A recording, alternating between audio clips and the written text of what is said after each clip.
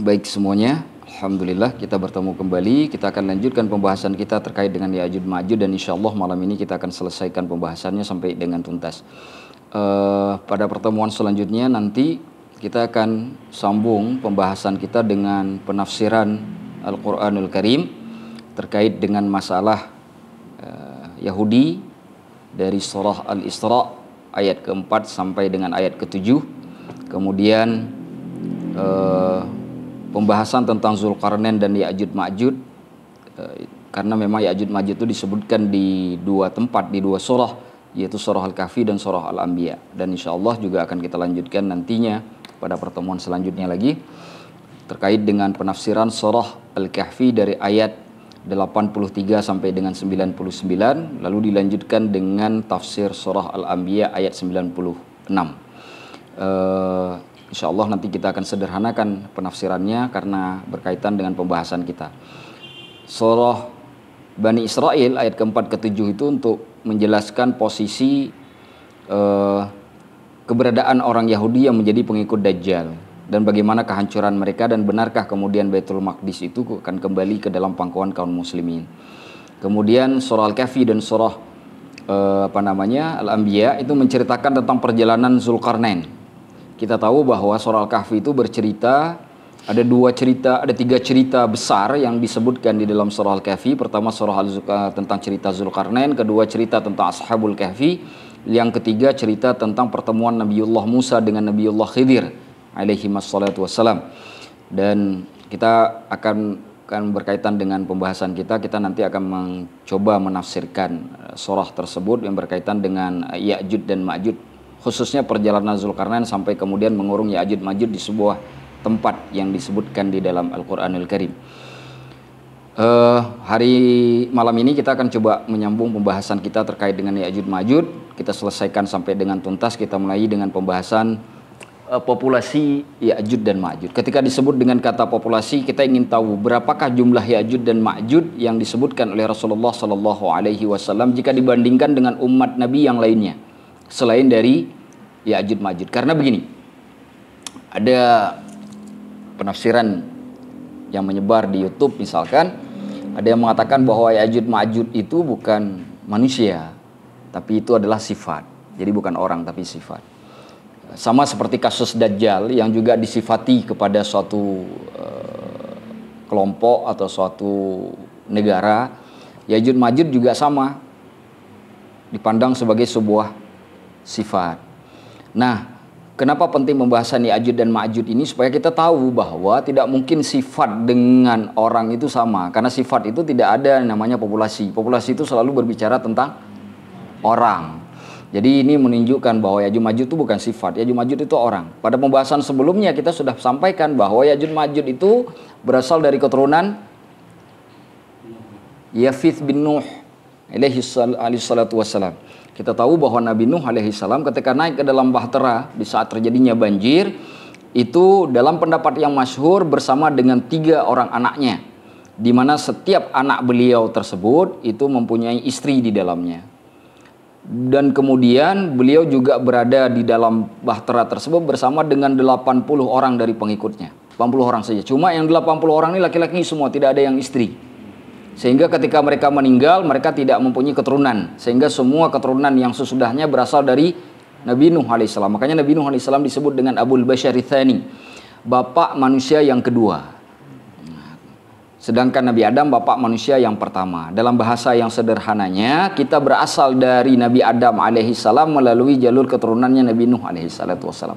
Dan ini disebutkan oleh Allah Subhanahu wa taala di dalam surah Al-Isra ayat ketiga, dzurriyyatan man hamalna ma'anuh, keturunan yang kami bawa bersama dengan Nuh. Kemudian juga ada dalam surah Al-Syu'ara itu kan ketika Allah mengatakan terkait dengan Nabi Nuh bahwa anak keturunannya itu adalah humul baqin, mereka lah orang-orang yang tersisa. Nah, itu sudah kita jelaskan pada pembahasan yang sebelumnya. Nah, di dalam bahtera itu ketiga anak Nabi Nuh alaihi salatu wassalam itu adalah Yafith, Yam dan Sam dan Ham. Sam, Yafith dan Ham. Sam itu yang paling tua, Ham pertengahan, Yafith yang paling bungsu. Sebenarnya ada satu lagi yaitu Yam. Yam itulah yang oleh ahlul kitab disebut dengan Kan'an. Nah, ini pembahasan yang sering jarang diketahui oleh masyarakat kita. Masyarakat kita hanya tahu bahwa Nabi Nuh itu punya satu anak dan anaknya itu durhaka, yaitu Kan'an itu.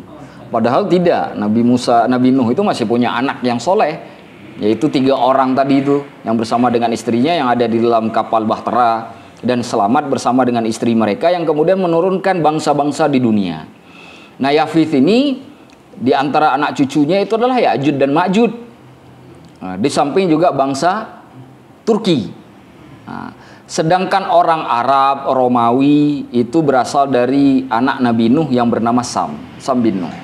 Jadi pertemuan antara Arab dengan Turki itu ketemunya di Nabi Nuh alaihissalam nasabnya.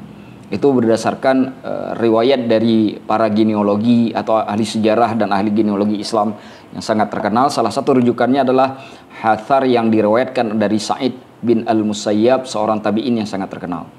Baik, itu sekedar mengulang pembelajaran sebelumnya supaya kita menjadi paham terkait dengan status dulu Ya'juj dan Ma'juj itu. Kenapa Ya'juj Ma'juj kita sebutkan bukan sifat tapi manusia. Dan untuk mendukung pemahaman itu, malam ini kita akan membahas terkait dengan populasinya. Di dalam sebuah kitab, nama kitabnya Al-Qasdu wal Umam, nama kitabnya. Dari bahasanya saja kita paham bahwa kata umam itu sendiri merujuk kepada umat-umat yang ada di dunia. Ibnu Abdil Bar Al-Maliki, seorang ulama yang sangat terkenal dalam ilmu hadis, bahkan namanya sering dikutip oleh Imam Nawawi di dalam kitab Syarah Sahih Muslim. Meskipun berbeda mazhab, itu luar biasanya ulama dulu. Walaupun berbeda mazhab itu selalu punya koneksi. Jadi beliau mengutip dari ulama besar dari mazhab Maliki, Ibnu Abdil Bar. Bahkan beliau juga mengutip dari sering banyaknya juga, yang paling lebih banyak lagi itu dikutip dari Al-Qadhi Iyad, juga mazhabnya Maliki itu. Hanya Al-Qadhi Iyad beliau ahli fikih. Kalau Ibnu Abdil Bar itu selain ahli fikih juga namanya sangat terkenal dalam sejarah, sebagai ulama sejarah, dan juga terkenal sekali sebagai ulama hadis. Nah, dalam kitab tersebut Ibnu Abdil Bar mengatakan bahwa Ya'juj Ma'juj itu merupakan kaum yang sangat-sangat banyak jumlahnya, bahkan tidak ada satu orang pun yang bisa menghitungnya berapa jumlah mereka, saking banyaknya. Mungkin kalau kita merujuk kepada hadis yang sebelumnya kita bicarakan, ketika Rasulullah SAW memberi wahyu kepada Nabiullah Isa, dalam hadis An-Nawas bin Sam'an yang diriwayatkan oleh Imam Muslim, bahwa ketika Allah kemudian berfirman kepada Nabiullah Isa, "Fahadhib bi ibadi ila tur," maka engkau asingkan, engkau bawalah hamba-hambaku ke gunung Tur. "Inni qad akhrajtu ibadan la yadani li ahadin biqitalihim." Aku akan mengeluarkan sebuah kaum, sebuah bangsa yang ketika mereka keluar nggak ada satu orang pun yang bisa mengalahkan mereka. Nah, pertanyaannya, kenapa mereka tidak bisa dikalahkan? Dajjal aja bisa dikalahkan kok oleh Nabiullah Isa. Nah, jawaban yang sederhananya karena jumlahnya yang sangat banyak. Itu sebabnya Ibnu Hajar Al-Asqalani dalam kitab Fathul Bari menyebutkan begini, perbandingan umat ini dibandingkan dengan Ya'juj Ma'juj itu 1:1000. Itu kata Imam Ibnu Hajar Al-Asqalani. Dalil yang beliau gunakan itu ada dalam Sahih Bukhari, ada dalam Sahih Muslim, juga ada dalam riwayatnya Imam Ahmad dalam kitab Musnadnya. Jadi ada satu kalimat nanti di hari kiamat, Rasulullah cerita begini, di hari kiamat nanti Allah memanggil Nabiullah Adam alaihissalam, karena beliau kan bapaknya manusia, jadi beliau panggil. Kata Allah, "Ab'its ba'tsan ilan nar." Wahai Adam, tolong kamu utus satu utusan ke neraka. Nabi Adam kemudian balik bertanya kepada Allah, "Wa ma ba'tsun nar?" Ya Allah, apa itu utusan neraka? Lalu Allah berfirman kepada Nabiullah Adam alaihissalam, "Min kulli alfin," dari setiap 1000, "tis'ami'atin wa tis'atan wa tis'ina." Dari setiap 1000 orang itu 999 itu disuruh kirim masuk neraka. "Wa wahidum fil jannah," hanya satu yang masuk surga. Dari setiap 1000 cuma satu masuk surga. Nah, yang jadi menarik adalah ketika hadis ini disebutkan oleh Rasulullah di kalangan para sahabat, itu semua para sahabat itu diam, nggak ada yang tertawa, tidak ada yang bermuka indah, semua pucat pasi. Bahkan dalam riwayatnya Bukhari Muslim itu sampai ada yang bertanya, "Ayyuna dzakar rajul?" Ya Rasulullah, siapa di antara kami ini yang berhak jadi satu orang dari 1000 itu yang masuk surga? Karena terlalu sedikit persentasenya. Nah, kira-kira begitu. Maka untuk membahagiakan para sahabatnya, Rasulullah mengatakan, innakum lama'a khaliqatain. Kalian nanti akan bersama dengan dua kelompok besar. Yang mereka itu, kata Rasulullah, tidaklah dikenal kecuali jumlah bilangan yang sangat banyak. Lalu Rasulullah menyebutkan Ya'jud dan Ma'jud. Jadi yang dimaksud 1000 banding 1 itu bukannya dari umat Nabi, tapi dari Ya'jud Ma'jud. Nah, pertanyaannya adalah, bukankah Ya'jud Ma'jud sekarang itu adalah umat Nabi? Betul, tetapi mereka tidak dibebankan syariat langsung kepada Nabi SAW karena mereka tidak pernah diserukan secara langsung dakwah risalah Rasulullah kepada Ya'jud Ma'jud. Karena mereka kan sudah dikurung dari zaman Zulkarnain, jadi mereka kan sudah terbatasi, tidak lagi berhubungan dengan syariat Nabi Muhammad. Sehingga syariat yang berlaku di mereka itu syariat Nabi sebelumnya. Nah, nanti kita akan tahu kalau dikurungnya oleh Zulkarnain, maka Zulkarnain itu hidup di zaman siapa? Karena kita ingin tahu syariat siapa yang harusnya berlaku ke Ya'jud Ma'jud. Karena kan dia tidak punya akses ke syariatnya Nabi Muhammad karena sudah dikurung oleh Zulkarnain kan. Nah, ini penting, tapi nanti akan kita bahas ketika kita nanti mengkaji masalah tafsir Al-Kahfi. Nah, nanti kita bahas di sana. So kalau kita bahas sekarang nanti saya nggak punya bahan lagi nanti di sana. Jadi biar kita pembahasannya juga runut ya, supaya keilmuannya juga tersusun dan terstruktur dengan rapi. Baik. Nah, apakah ada hadis pendukung lainnya selain dari hadis yang tadi sudah kita sampaikan? Ada sebuah hadis Rasulullah SAW dan hadis ini diriwayatkan oleh Imam Nasa'i dari Amr bin Aus dan dinukilkan oleh Ibnu Hajar dalam kitab Fathul Bari, dan dia mengatakan bahwa hadis ini hadis sahih. Nah, saya bacakan hadisnya. Rasulullah SAW itu menyebutkan begini. Inna Ya'juj wa Ma'juj lahum nisa'un yujami'una ma sya'u. Bahwasanya Ya'juj Ma'juj itu mempunyai perempuan-perempuan yang mereka jima' sesuka hati. Ini berarti menunjukkan mereka tidak ada proses seperti kita menikah, nggak boleh kemudian melakukan hubungan seksual sembarangan. Jadi kalau ada orang sekarang yang melakukan hal seperti itu, jangan-jangan tuh sifat Ya'juj Ma'juj itulah. Karena Ya'juj Ma'juj itu ya seperti binatang dan dia tidak ada nikah-nikah tuh. Dia jima' saja suka hati, tidak peduli aturan apapun. Wa syajarun yulaqihuna ma sya'u. Mereka juga punya tanaman yang mereka cangkok sesuka hati pula. Ya. Fala yamutu minhum rajulun, tidaklah salah satu di antara mereka itu mati illa taraka min dzurriyyatihi alfan fasa'ida, kecuali salah seorang di antara mereka akan meninggalkan dari keturunannya 1000 orang ataupun lebih. Jadi itu adalah ketentuan Allah. Dari sini semakin nyata bahwa kalau kita merujuk kepada hadisnya Imam Bukhari, Muslim dan Ahmad dan hadisnya Imam Nasa'i ini saling menguatkan bahwa jumlah bilangan Ya'juj Ma'juj itu sangat besar. Maka ketika Allah mengatakan dalam surah Al-Anbiya ayat 96, hatta idza futihat Ya'juj wa Ma'juj, tatkala tempat pengurungannya Ya'juj Ma'juj itu sudah dibuka oleh Allah. Wa hum min kulli hadabin yansilun, mereka akan bergerak dengan cepat dari tempat-tempat yang tinggi. Nah, kalimat bergerak yang cepat dari tempat tinggi itu kan artinya seperti secara zahir itu kan seperti kumpulan manusia yang sangat banyak. Ya kan? Maka kita pahami kemudian bahwa kata yansilun dan hadab itu tempatnya tinggi, yansilun itu bergerak cepat, itu menunjukkan karena jumlah bilangan mereka yang sangat besar jika dikaitkan dengan dua hadis ini. Bahkan ada hadis nanti yang mengatakan mereka nanti sampai ke sebuah sungai, danau, ya. Salah satunya nanti disebutkan dalam hadis itu Danau Tiberias. Itu orang-orang yang di belakang mau sampai ke Danau Tiberias mau minum airnya udah nggak ada, airnya habis. Karena orang-orang yang di depan sudah menghabiskan terlebih dahulu, danau airnya habis. Gimana ceritanya? Kalau air di aqua habis, oke lah. Di botol air mineral habis, oke lah. Ini air danau habis. Ini menunjukkan jumlah mereka sangat luar biasa. Berarti satu kita itu adalah 1000 mereka. Kalau 6 miliar kita, 6 miliar dikali 1000 berapa itu? 6 triliun. Makanya dulu pada pertemuan sebelumnya kan saya cerita, agak sulit kita membayangkan di belahan bumi mana ada 6 triliun manusia. Ataukah mereka bentuknya memang kecil-kecil? Kan ada riwayat mengatakan sejengkal gitu. Walaupun riwayat itu semuanya dhaif, bahkan sampai dengan palsu dan mungkar kan. Tapi memang suka atau tidak suka, imajinasi kita kan suka bergerak untuk memikirkan bagaimana mungkin itu terjadi. Tetapi terlepas dari hal itu, karena Allah tidak memberikan ilmunya kepada kita dan kita tidak pernah juga tahu di mana mereka tinggal, kita juga tidak pernah melihat bagaimana mereka tinggal, kita meyakini bahwa ada sebuah kaum yang memang sudah dikurung oleh Zulkarnain, dan itu kemudian diabadikan kisahnya di dalam Al-Quran pada surah Al-Kahfi, maka kita yakini itu terjadi, hanya kita tidak perlu berpikir bagaimana cara mereka hidup. Nah, yang kita pahami adalah bahwa mereka di saat nanti sudah keluar ke muka bumi, itu jumlahnya sangat banyak. Jangankan orang biasa, Nabi Isa saja tidak bisa mengalahkan mereka.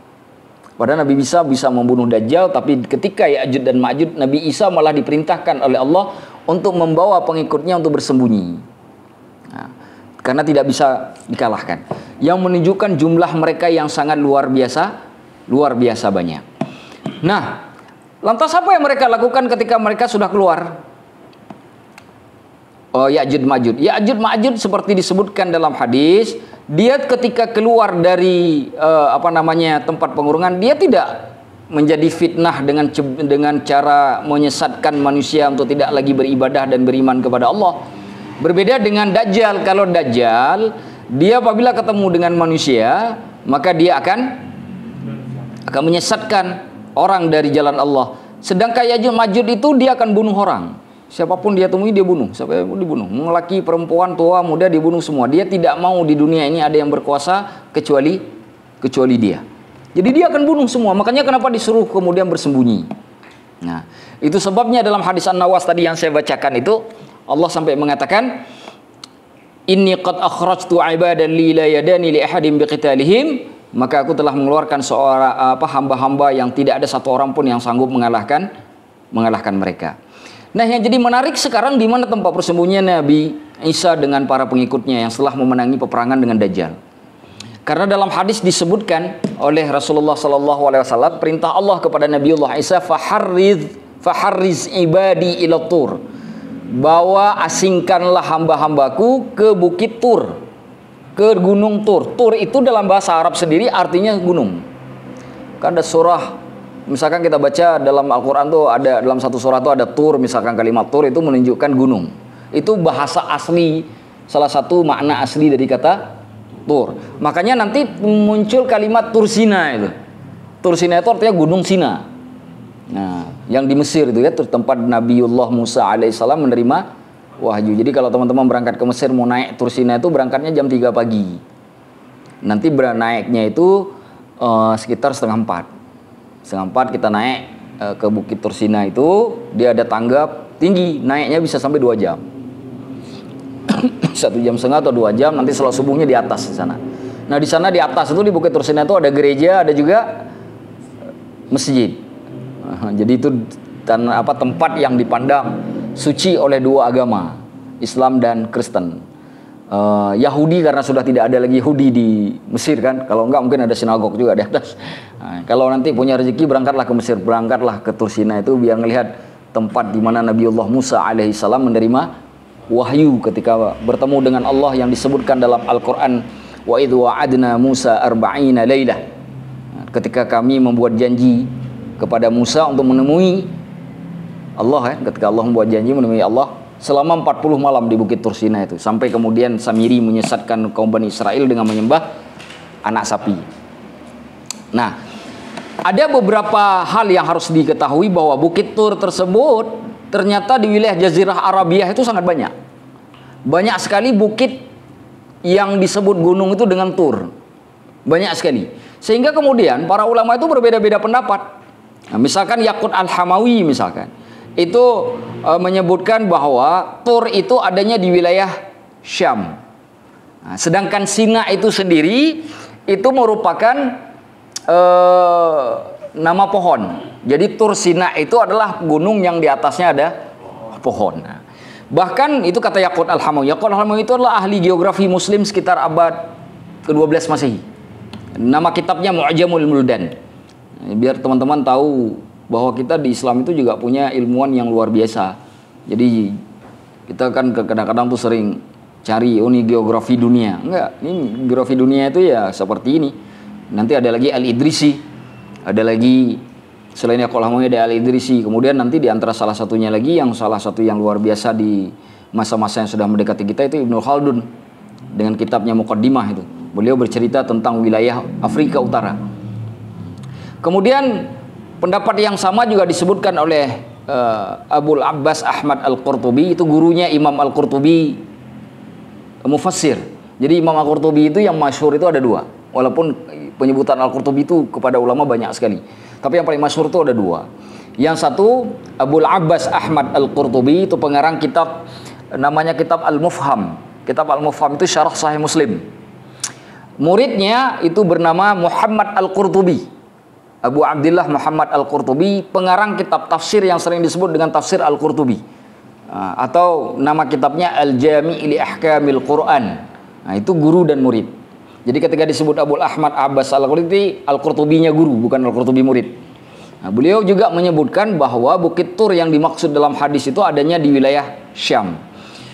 Ada juga yang menyebutkan bahwa Bukit Tur itu seperti ada satu kitab namanya Atharul Bilad. Atharul Bilad itu ditulis oleh Imam Al-Qazwaini. Itu juga kamus daerah-daerah, kamus tentang wilayah geografi. Nah, kota-kota itu di mana aja terletak. Nama kitabnya Atharul Bilad. Athar itu bekas-bekas, bilad itu negeri, bekas-bekas negeri. Ditulis oleh Imam Al-Qazwaini.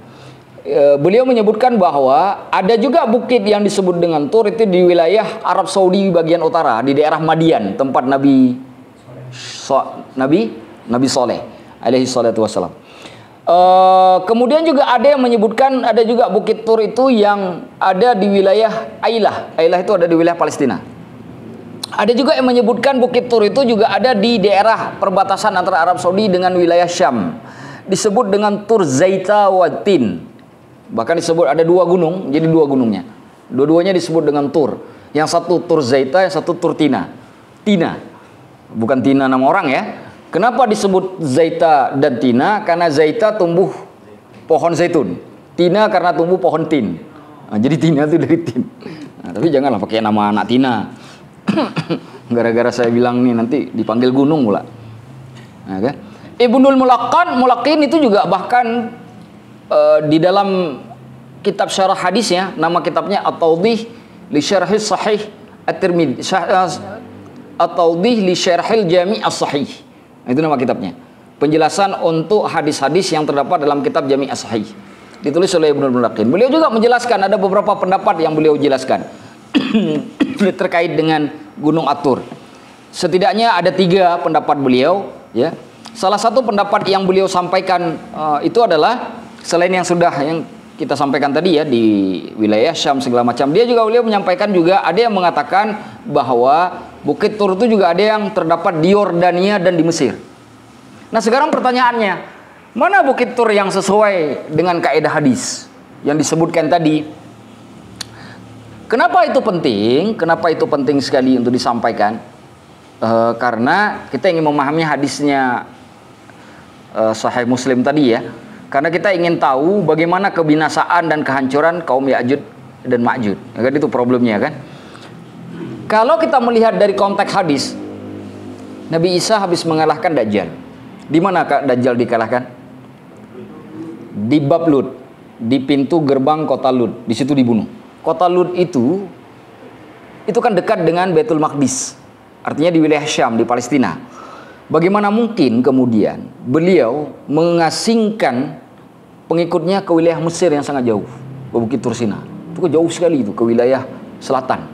Maka pasti juga yang dimaksud dengan Tur Sini yang paling mungkin itu adalah Jabal Tur yang ada di daerah Palestina atau di wilayah Syam. Nah, ini pemahaman yang paling tepat. Karena dari konteks hadisnya jelas Allah mengatakan begini. Inni qad akhrajtu ibadan liyadani li ahadin biqitalihin faharris ibadi ila Tur. Aku telah mengeluarkan, kalimatnya kan begitu, telah mengeluarkan hamba-hambaku yang tidak ada satu orang pun yang sanggup mengalahkannya, maka asingkanlah pengikut-pengikutku ke Bukit Tur. Pertanyaannya adalah, gak mungkin kan perginya ke Mesir terlalu jauh? Karena konteks hadis menjelaskan ketepatan dan kecepatan. Maka Bukit Tur yang paling mungkin dimaksudkan oleh hadis Rasulullah Sallallahu Alaihi Wasallam tersebut adalah berada di wilayah Syam atau tepatnya di wilayah Palestina. Wallahu a'lamu bishawab. Itu terkait dengan Bukit Tur dalam hadis. Nah, apa yang terjadi kemudian? Kaum muslimin itu bersembunyi pada saat Ya'juj Ma'juj keluar. Bahkan nanti ada dua hadis yang disebutkan. Di sini saya menukilkan artinya saja, tidak ada teksnya, tapi nanti akan saya bacakan dua-dua hadis itu. Hadisnya panjang sekali, supaya kita mengetahui tanpa perlu ditafsirkan, hadis itu sudah dipahami dengan membaca maknanya. Nah, secara zahirnya tanpa perlu ditafsirkan apapun sudah dipahami, dan tidak ada yang menafsirkan macam-macam karena itu memang dimaknai secara zahir. Bahwa nanti Ya'juj Ma'juj ketika keluar itu ketika ketemu orangnya dibunuh. Setelah semua penduduk bumi sudah merasa dikalahkan karena yang ada kan sudah bersembunyi, tidak lagi kelihatan. Maka dia kemudian memanah ke arah langit dengan tujuan untuk membunuh para penduduk langit. Penduduk bumi sudah kami kalahkan, kami ingin mengalahkan penduduk langit. Jadi dia tombak, dia panah ke atas. Dengan izin Allah, panah itu kembali ke bumi dengan punya darah, ada darah. Lalu mereka pun berteriak, lihat kita sudah mengalahkan penduduk langit. Sekarang bumi ini semuanya menjadi milik kita. Penduduk bumi sudah kita kalahkan, penduduk langit juga sudah kita kalahkan. Itu sebagai bentuk bahwa mereka sedang diuji, diberikan fitnah oleh Allah Subhanahu wa taala. Yang paling menarik ada perkataan Ibnu Katsir di dalam kitab Tafsir Qur'anil Azim, kitab tafsir beliau, ketika menjelaskan tentang surah Al-Kahfi itu terkait dengan Ya'juj Ma'juj, beliau bilang begini, Ya'juj Ma'juj itu kan tidak sampai risalahnya Rasulullah Sallallahu Alaihi Wasallam. Syariat Nabi kan nggak nyampe kepada mereka karena mereka sudah dikurung. Apa yang akan terjadi dengan mereka? Apakah mereka kemudian bisa dimungkinkan masuk surga? Karena kan mereka tidak mungkin dibebani, karena Allah berfirman dalam Al-Baqarah, wa ma kunna mu'adzibina hatta nab'atsa rasula. Kami tidaklah menghukum suatu kaum sampai kami utus seorang rasul. Nah, pertanyaannya apa? Kata beliau ada dua kemungkinan yang terjadi, bahwa mereka sudah diserukan dulu pada masa Zulkarnain, tapi mereka menolaknya sehingga mereka tidak lagi dimasukkan kepada orang yang masuk surga. Tapi mereka menolak seruannya Zulkarnain sehingga Zulkarnain harus mengurung mereka. Itu pendapat, itu kemungkinan yang pertama. Kemungkinan yang kedua, Zulkarnain memang mengurung mereka tanpa tidak berdakwah ke mereka, tapi mereka nanti akan menjadi ahlul fatrah yang di hari kiamat didatangkan oleh Allah Subhanahu wa taala dengan diberikan seorang pemberi peringatan kepada mereka di hari kiamat nanti. Disuruh untuk beriman. Kalau mereka beriman, mereka dimasukkan ke surga. Kalau tidak, dimasukkan ke neraka. Tapi itu terjadinya nanti di hari kiamat, karena mereka belum nyampe seruan pada mereka di bumi. Dan Ibnu Katsir mengatakan ini ijma' ulama muslim. Salah satu yang menukilkan ini adalah Abul Hasan Al-Asy'ari, pemilik mazhab Asy'ariyah itu. Itu Ibnu Katsir mengatakan seperti itu, bukan kata saya. Lihat aja nanti di kitab, boleh dilihat di Tafsir Qur'anil Azim, Tafsir Ibnu Katsir, dan juga di kitab Al-Bidayah wan Nihayah. Bidayah wan Nihayah ada kitabnya di sini. Tafsirnya belum ya? Semoga bisa ada, insyaallah. Itu disebutkan oleh Ibnu Katsir. Beliau menukilkan ijma'nya ulama, ijma'nya umat terkait dengan hal ini. Tetapi kata beliau harusnya nih, karena diujinya di akhirat bukan di dunia, harusnya mereka mudah untuk menerima keimanan karena mereka melihat kan kondisi malaikat segala macam, mudah. Tapi tetap saja ini menunjukkan bahwa kejahatan yang dimiliki oleh Ya'juj Ma'juj, meskipun kemungkinan kedua ini bisa terjadi, itu tidak akan menyebabkan mereka beriman. Maka Rasulullah Sallallahu Alaihi Wasallam sudah diberitahukan oleh Allah jauh-jauh hari tentang kecelakaan dan kebinasaan kaum Ya'juj Ma'juj, yang dalam hadis Imam Bukhari, Imam Muslim, 999 dari setiap 1000 orang disuruh masuk ke dalam neraka, dan itu adalah kalangan Ya'juj Ma'juj. Jadi kata Ibnu Katsir, ini merupakan bukti konkret dari mukjizat hadis Nabi Sallallahu Alaihi Wasallam. Karena Nabi diberi wahyu oleh Allah untuk kemudian mengetahui hal yang belum terjadi. Ya, seperti tanda kiamat yang kita bicarakan ini kan juga belum terjadi banyak hal kan. Ya'juj Ma'juj kan belum keluar, Dajjal belum keluar, Imam Mahdi belum keluar, tapi Nabi sudah menyampaikan. Nah, itu bagian dari kemukjizatan hadis Rasulullah Sallallahu Alaihi Wasallam. Nah, saya ingin baca dua hadis apa yang terjadi terkait dengan Ya'juj dan Ma'juj ketika mereka keluar. Ini tidak perlu penafsiran, hanya dengan makna secara zahir saja itu dapat diketahui. Di next. Lagi. Nah, ini dia. Pertama, hadis Imam Ahmad dari Abu Sa'id Al-Khudri. Rasulullah Sallallahu Alaihi Wasallam bersabda. Ini kata Rasulullah. Saya bacakan teksnya, terjemahannya ada di depan, di belakang saya. Yuftahu Ya'juj wa Ma'juj wa yakhrujuna 'alan nas. Tempat pengurungan Ya'juj dan Ma'juj dibuka, lalu mereka kemudian keluar kepada seluruh umat manusia. Kama qala Allah azza wa jalla, sebagaimana firman Allah azza wa jalla, min kulli hadabin yansilun, mereka dari setiap tempat yang tinggi bergerak dengan cepat. Itu hadis, itu ayat yang ada dalam surah Al-Anbiya ayat 96. Fayafshawna al-arda wa yanhazul muslimuna anhum ila madainihim wa husunihim. Mereka kemudian akan menyebar, memenuhi bumi. Kalimat yafshaw, memenuhi, itu membludak kalau bahasa kita, itu menunjukkan jumlah mereka yang sangat banyak. Wa yanhazul muslimuna anhum, kaum muslimun berlarian dari mereka. Ila madainihim, ke kota-kota mereka, wa husunihim, dan benteng-benteng mereka.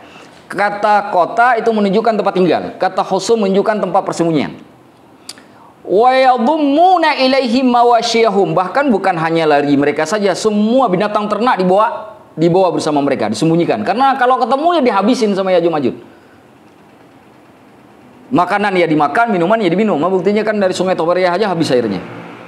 Wa yashrabuna miyahal ardi, mereka akan meminum air-air yang ada di bumi. Hatta inna ba'dahum, bahkan salah sebagian dari mereka, la yamurru bin nahar, dia akan datang, liyamurru bin nahari, dia akan melewati sebuah sungai, fayashrabuna ma fihi, lalu kemudian mereka meminum air yang ada di sungai tersebut, hatta yatrukuhu yabasa, sampai airnya itu mengering.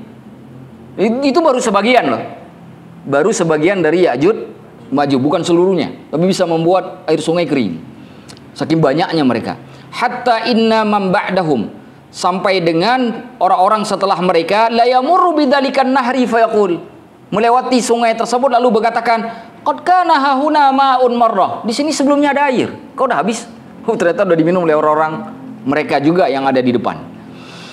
Hatta idza lam yabqa minan nasi illa ahadun fi husnin aw madinatin, nah tatkala tidak ada satu orang pun dari manusia kecuali berada di benteng tempat persembunyian ataupun di kota di tempat mereka tinggal tidak keluar, qala qailuhum, salah seorang dari mereka kemudian berkata, ini orang-orang yang bersembunyi ini dari kaum muslimin, haula'i ahlul ardi qad faraqna minhum maqiya ahlus sama. Ini yang berkata bukan kaum muslimin ya, yang berkatanya Ya'juj Ma'juj. Qala qailuhum, salah seorang dari Ya'juj Ma'juj berkata begini, haula'i ahlul ardi, merekalah penduduk bumi, qad faraqna minhum baqiya ahlus sama, kita sudah mengosongkan bumi ini dari mereka, yang tersisa adalah penduduk langit.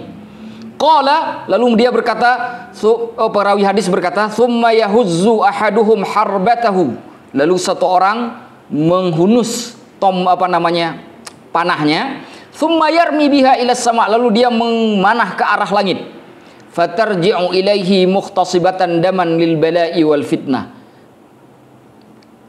Tadi yang sudah dipanah ke atas itu kembali lagi. Begitu sudah kembali, sekarang sudah basah dengan darah, supaya mereka ditimpakan bala dan fitnah oleh Allah Subhanahu wa taala. Fabainahum ala dzalika, dan tatkala kondisi Ya'juj Ma'juj seperti itu, ba'atsallahu dudan fi a'naqihim, Allah mengutus dud. Dud itu kalau bahasa Arabnya bisa diartikan cacing, bisa juga diarti binatang-binatang seperti ulat.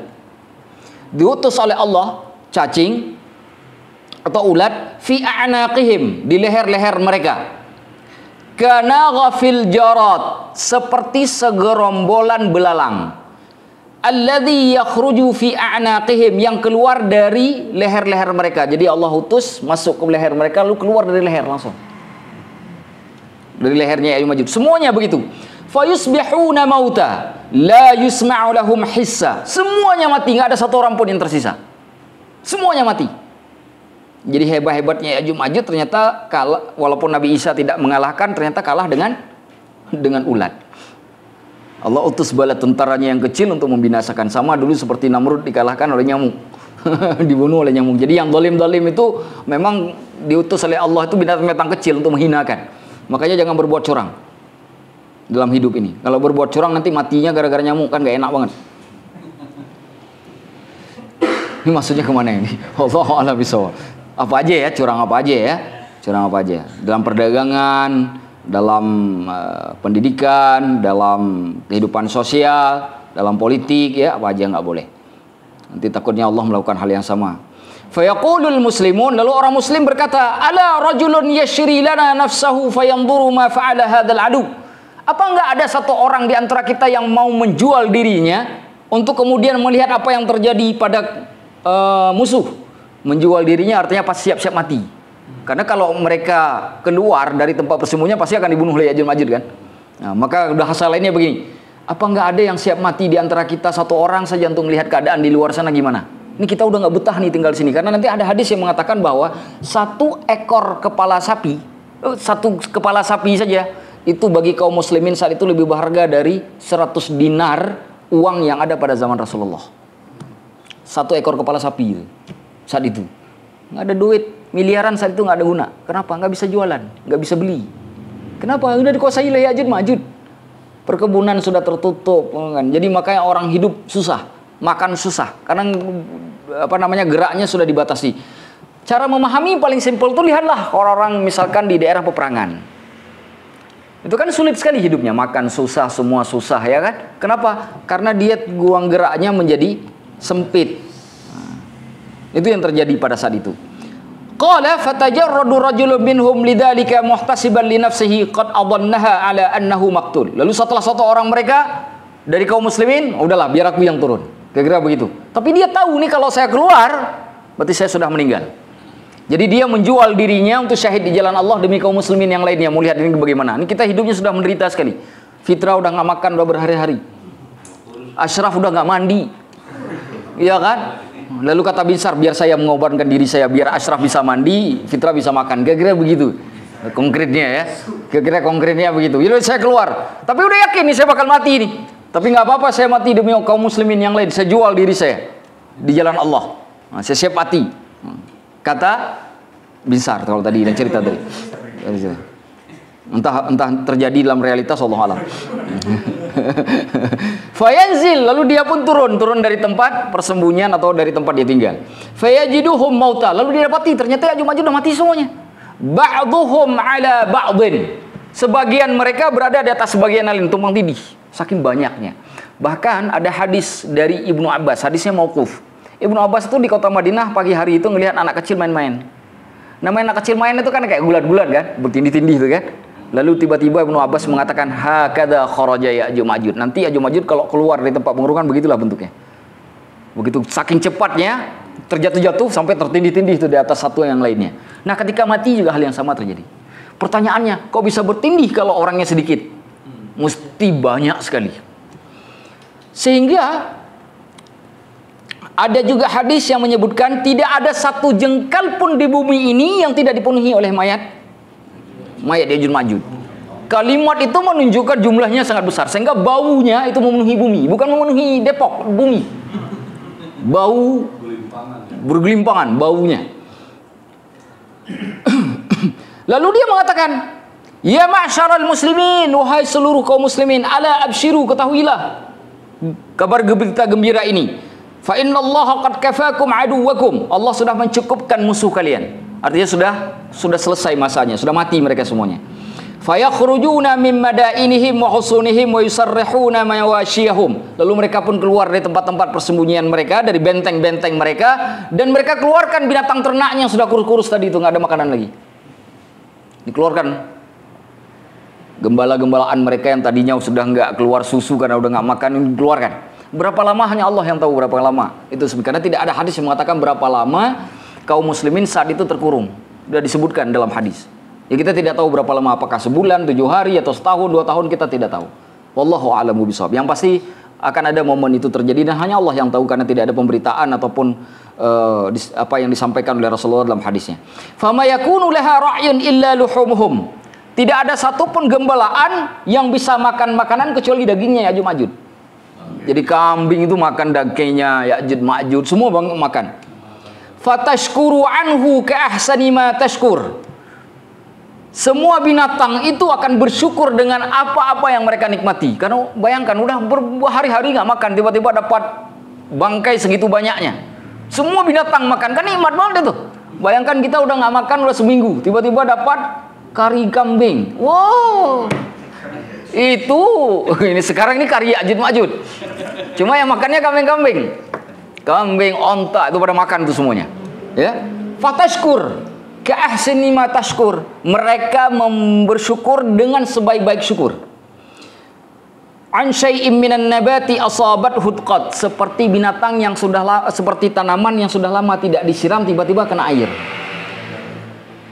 Coba bayangkan tanaman yang sudah mau mati saja tuh bawaannya, tidak pernah disiram, tiba-tiba disiram dengan air. Bagaimana tuh kondisinya? Begitulah kondisi binatang ternak saat itu. Jadi apa namanya? Kenapa Allah tidak langsung membersihkan bumi? Karena Allah ingin memberikan jatah untuk makhluknya tadi itu. Rezekinya binatang-binatang itu. Karena udah lama nggak makan. Nah, Allah kasih rezeki dulu. Nah, tadi tidak langsung dimusnahkan bangkai-bangkainya Ya'juj dan Ma'juj. Nah, ada satu hadis Nabi SAW yang lainnya, ya. Abdullah bin Mas'ud, betul? Hadis Ahmad dari Abdullah bin Mas'ud. Nah, itu juga salah satu hadis yang melengkapi cerita yang tadi, yang di dalam hadis Imam Ahmad tadi. Dari siapa tadi itu?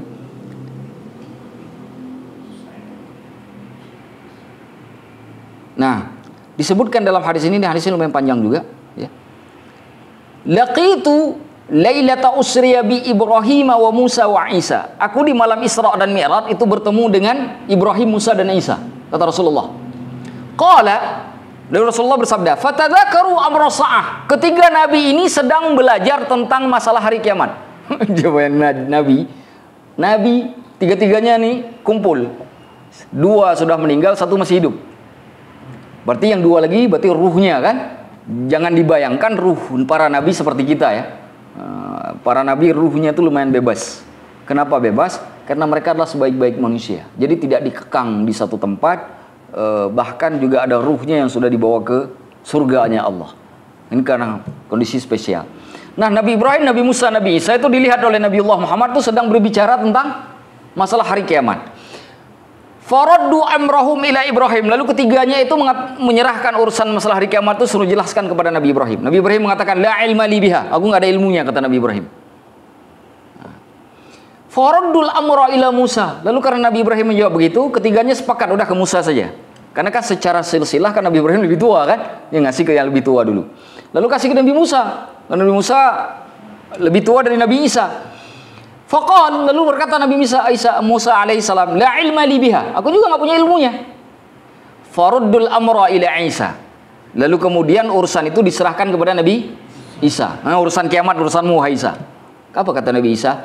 Amma wajbatuha fala ya'lamuha ahadun illallah. Adapun kapan hari kiamat itu terjadi tidak ada satu orang pun yang tahu kecuali Allah. Nah, itu kata Nabi itu. Maka kalau ada pernah dengar hari kiamat akan terjadi tanggal sekian, kan pernah itu kan dulu ya, sampai bikin film Hollywood dulu itu. Nah, itu nggak usah terlalu percaya yang begitu-begitu. Kalau ketemu yang begitu, apalagi dukun-dukun peramal itu, ketawa sajalah, mumpung lagi ada hiburan. Tidak ada yang tahu kecuali Allah.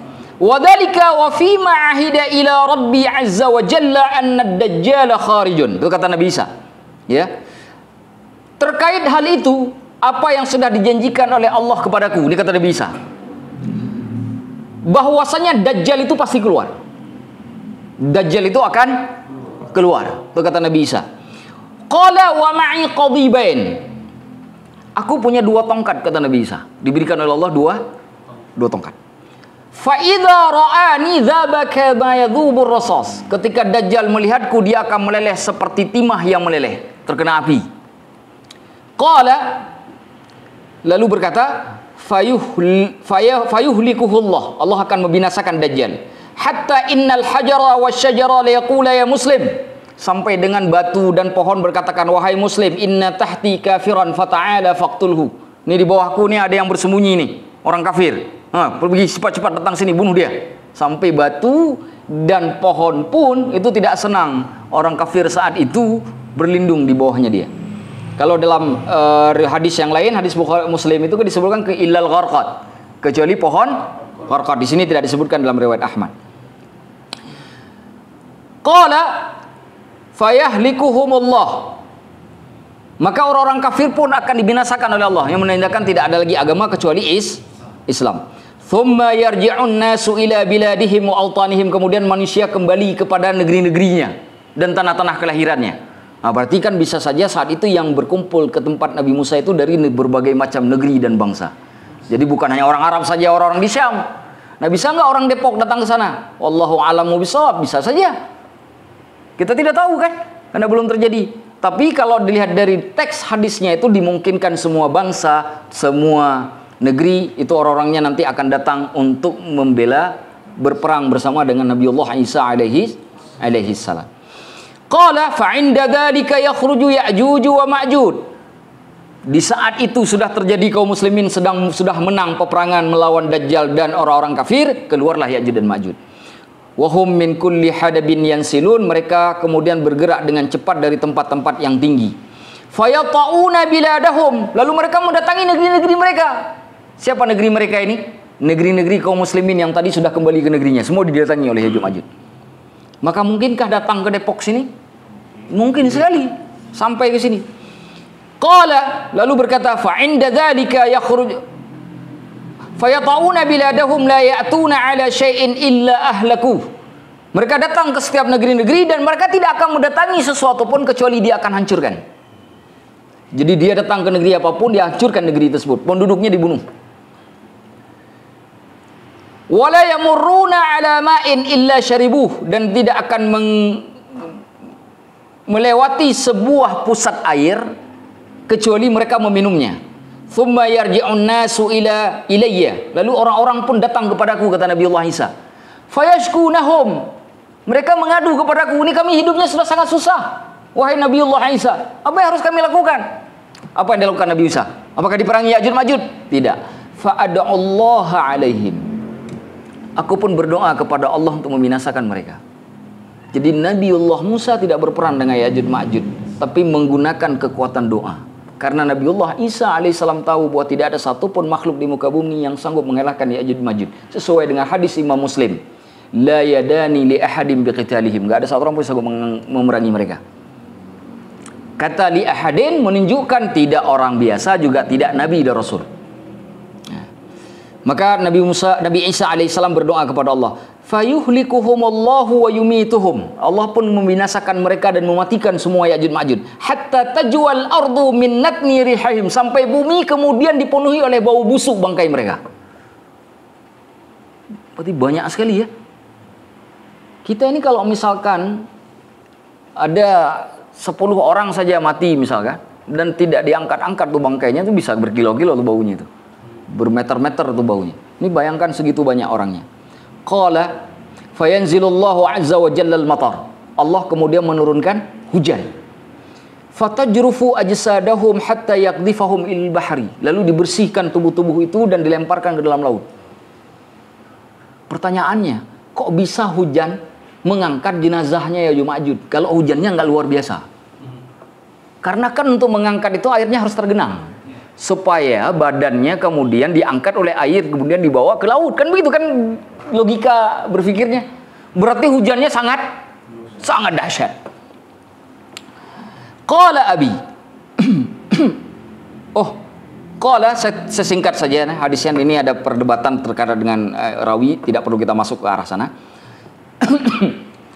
Qala, berkata, fa fima ahida ilayya rabbi azza wa jalla, maka pada apa yang telah dijanjikan Allah kepadaku. Jadi ini kata Nabi Isa dijanjikan oleh Allah kepada beliau, berarti ini pasti terjadi, karena itu janji Allah kepada Nabi Allah Isa. Kenapa bukan kepada Nabi Muhammad? Karena Nabi Muhammad tidak ada, tapi beliau diberitahukan bahwa janji itu diberikan kepada Nabi Isa karena Nabi Isa masih hidup. Itu maksudnya. Anna dzalika idza kana kadzalika, maka apabila hal demikian sudah seperti itu, fa inna sa'ata kal hamilil mutimmil lati la yadri ahluha mata tafjauhum, apabila itu sudah terjadi, maka hari kiamat itu sudah sangat dekat. Sangat dekat sekali, yang menyebabkan orang hamil itu tidak akan tahu kapan dia hamil, dan keluarganya tidak akan tahu kapan dia hamil. Bayangkan ada orang hamil nggak tahu keluarganya. Kan kita semua orang pasti tahu, ini kira-kira seminggu lagi, kan begitu kan? Ini tidak tahu. Kenapa tidak tahu? Karena kondisinya yang bisa sangat mendadak. Nah, berapa lama? Wallahu a'lamu bishawab. Nanti kita akan ketemu pada bab nanti disebutkan bahwa batasannya itu 40 tahun. Nah, sejak semua orang di bumi ini mati. Kan terjadi kiamat tuh. Begitu sudah terjadi kiamat, semua orang mati 40 tahun sampai dibangkitkan oleh Allah menuju hari kiamat. Nanti kita ketemu nanti pada bagian-bagian akhir. Tapi dari Nabi Isa sampai terjadinya huru-haranya hari kiamat tidak ada riwayat secara khusus yang menjelaskan berapa lama. Wallahu a'lamu bishawab. Baik. Dua hadis ini menjelaskan dengan sangat jelas sekali bahwa ketika terjadinya kondisi Ya'juj dan Ma'juj yang memenuhi muka bumi, maka saat itu kita paham sekali bahwa Allah Subhanahu wa taala yang sanggup kemudian membunuh mereka, dan itu adalah ujian pertama bagi kaum muslimin sebelum mereka menikmati kehidupan yang sejahtera yang sudah pernah kita bicarakan. Kan kaum muslimin akan menikmati kesejahteraan yang luar biasa di bawah pemerintahan Nabi Isa. Tapi sebelum itu Allah berikan, Allah kasih ujian dulu dengan Ya'juj Ma'juj. Makanya ada kalimat begini. Dulu kita belajar ilmu agama itu ada sebuah pepatah Arab mengatakan bahwa waman laddatu illa ba'da ta'ib. Tidak ada kelezatan kecuali dengan bersusah payah. Jadi Allah pun kemudian ketika menguji kaum muslimin saat itu supaya mereka berhak mendapatkan kesejahteraan yang Allah berikan itu. Maka diberikan dulu, karena begini, kalau kita hidupnya bahagia terus, maka kita tidak akan mengerti makna bahagia. Kalau kesenangan itu terus-menerus didapatkan, maka kita tidak akan mengerti makna kesenangan. Kapan kesenangan itu kita pahami? Karena ada kesusahan. Kapan kebahagiaan itu kita pahami? Karena ada kesulitan. Kan begitu kan? Polanya. Jadi supaya orang bersyukur kepada Allah nanti ketika mendapat kesenangan, maka diberi dulu ujian yang berat. Nah, supaya nanti ketika mendapatkan kesejahteraan di bawah pemerintahan Nabi Isa, setiap waktu mereka akan teringat dengan kasus Ya'juj Ma'juj. Lalu setiap hari kemudian bisa mengatakan alhamdulillah kami hidup dengan serba senang hari ini.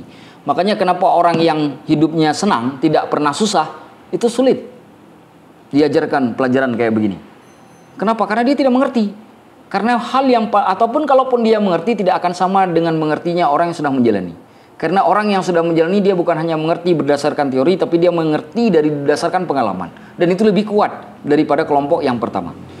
Saya bacakan satu hadis lagi untuk menyempurnakan dua hadis sebelumnya, diriwayatkan oleh Imam Muslim dari An-Nawas bin Saman. Hadisnya sangat panjang, saya hanya baca tentang bagian Ya'juj Ma'jujnya saja untuk menyempurnakan makna dari apa yang sudah kita bahas dari tadi. Ini juga tidak dibutuhkan banyak penafsiran karena sudah dipahami dengan sangat luar biasa dari sisi zahir hadisnya. Disebutkan oleh Rasulullah sallallahu alaihi wasallam begini, "Idz auhallahu ila Isa." Allah Subhanahu wa taala mewahyukan kepada Nabiullah Isa, "Inni qad akhrajtu ibadan li la yadani li ahadin biqitalihim." Aku akan mengeluarkan hamba-hamba yang tidak ada satu orang pun sanggup membunuhnya. Faharris ibadi ila Tur, maka hendaklah engkau pindahkan hamba-hambaku ke Bukit Tur. Wa yab'atsullahu Ya'juj wa Ma'juj. Allah pun kemudian mengutus Ya'juj wa Ma'juj. Wa hum min kulli hadabin yansilun. Mereka akan bergerak dengan cepat dari tempat yang tinggi. Fayamurru awailuhum ala buhairati Tabariyah.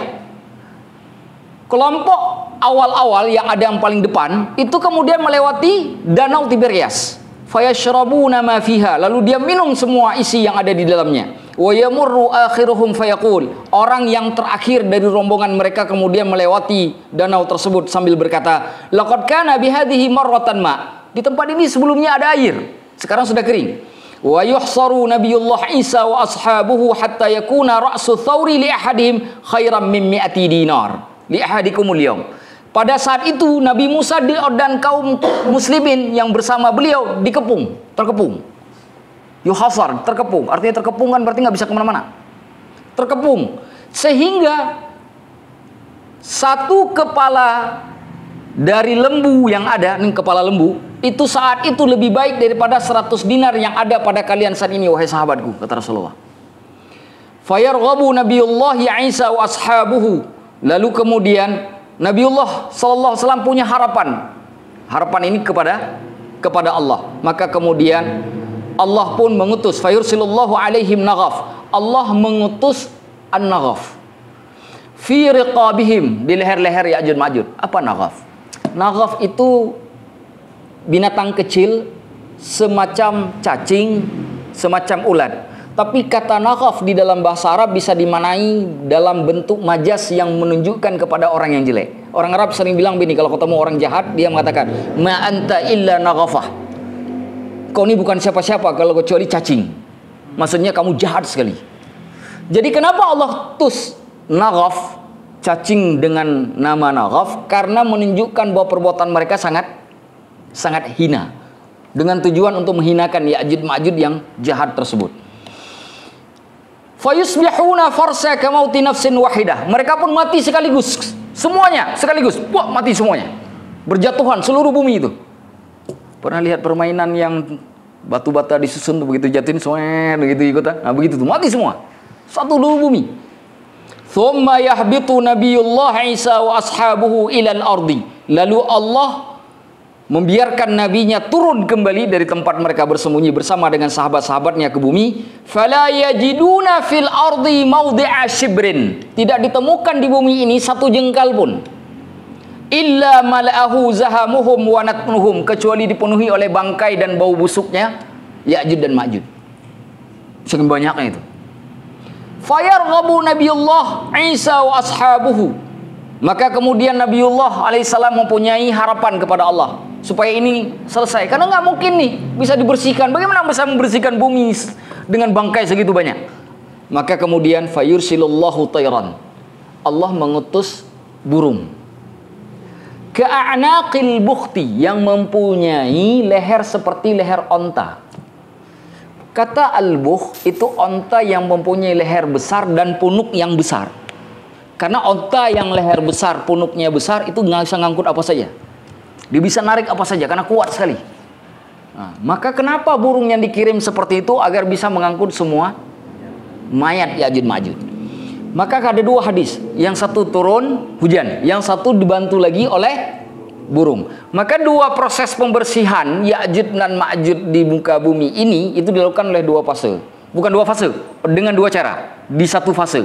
Satu dengan hujan yang sangat besar, yang kedua dengan burung. Kenapa? Supaya mempercepat pembersihan bumi. Dan hujan yang dikirim Allah harus hujan yang sangat deras. Untuk apa? Supaya, karena namanya bangkai itu kan bisa meninggalkan bakteri, meninggalkan penyakit.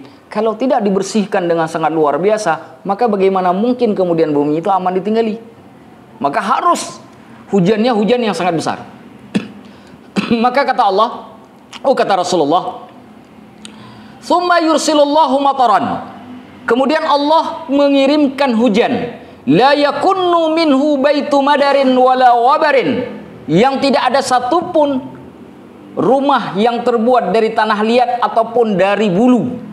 Kalau sekarang kan kalau disebut rumah tanah liat dan bulu itu, kalau kita analisa untuk sekarang itu rumah beton dan rumah kayu, ya kan? Dulu kan nggak ada rumah beton, rumah kayu bahasanya. Rumah tanah liat dengan rumah dari daun-daunan. Nah, kalau rumah daun-daunan ini rumah orang-orang pegunungan, pedalaman kayak Baduy gitu. Kalau kita di desa-desa gitu kan. Kalau rumah tanah liat atau rumah beton itu adanya di perkotaan. Yang menunjukkan semua jenis rumah, mulai punya rumah orang kaya, rumah orang miskin, rumah orang perkotaan, rumah orang pedalaman, tidak ada satupun yang kemudian bisa menghalangi hujan yang Allah turunkan. Saking derasnya airnya. Tujuannya apa? Untuk membersihkan bumi supaya tidak ada penyakit dari bekas bangkai Ya'juj Ma'juj. Di samping juga mempercepat proses pembersihan bumi supaya bangkainya itu bisa dialiri ke laut. Fayaghsilul arda hatta yatrukaha kadzalafah. Hujan yang sangat deras itu kemudian membersihkan bumi sehingga membuat bumi itu seperti cermin. Seperti cermin. Cermin itu kalau misalkan sudah sangat bersih, apa yang kita lihat? Berkilat. Iya kan? Berkilat. Tanda bersih itu kan berkilat. Begitulah bumi saat itu setelah hujan yang sangat besar itu. Bumi yang sangat indah, yang sangat bersih. Nah, maka jangan khawatir saat itu. Mungkin virus-virus COVID udah nggak ada saat itu. Sudah sangat bersih sekali. Tsumma yuqalu li ardi. Allah pun berfirman kepada bumi, ambiti thamarataki waruddi barakatik. Wahai bumi, keluarkanlah tumbuh-tumbuhan yang ada di perutmu. Kembalikan berkah yang ada di bumi yang dulu pernah kukirimkan. Kembalikan. Itu firman Allah kepada bumi. Fayauma idzin ta'kulul 'isabatu minar rumanah wa tastadhilluna biqihfiha wa yubaraku fir rizq. Saat itu orang-orang bisa hidup dengan sangat nyenang, berpayung di bawah dahan-dahan pohon, di bawah pohon-pohon dengan sangat tenang, sangat rimbun. Karena kenapa? Barokah buminya sudah muncul.